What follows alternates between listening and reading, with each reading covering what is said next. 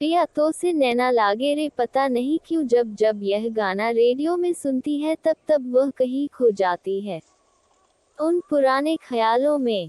आंखों के सामने गायब की रोजी नजर आती है, प्यार की चाह में भटकने वाली रोजी।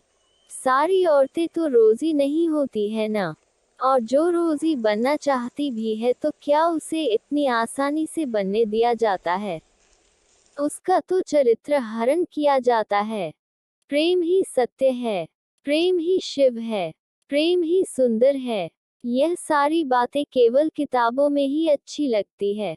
अपने प्रेम के लिए प्रेमी संग भागने वाली औरतें घरों में एक्सेप्ट नहीं होती है, बल्कि उनको तो प्रेमी संग ही मार दिया जाता है।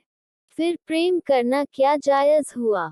वैसे अमूमन सारी औरतें उसे रोजी जैसे ही लगती थी, अपनी चाहत को भूलकर गृहस्थी में रमने वाली, बढ़िया पापड़ सुखाने वाली, तरह तरह के अचार बनाने वाली, अचार के मर्तबान को धूप दिखाने वाली, घर में ही मिर्च मसाले कूटने वाली, हर साल गर्मियों के कपड़े सहेज सर्दियों के कपड़े निकालने वाली, वह भी तो रोजी ही है, क्या नहीं है? कल ही रात पति से बात हो रही थी कुछ ऐसे ही।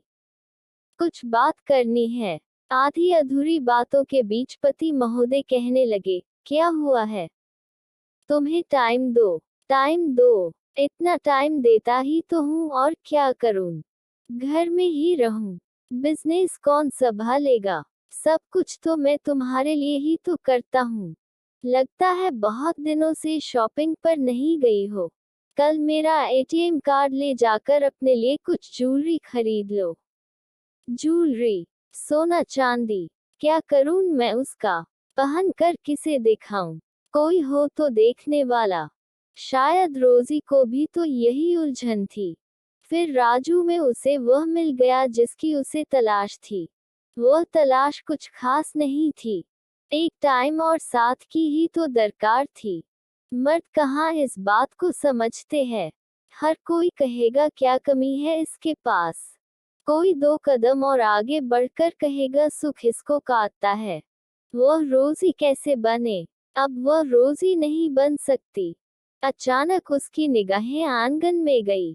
बाहर अच्छी धूप थी। वह मन में कहने लगी, चलो आज धूप अच्छी आई है, कुछ बढ़िया और पापड़ बनाने होंगे। दालों को भी धूप दिखानी होगी, और सिल्क की साड़ियों को भी उलट पलट करना होगा।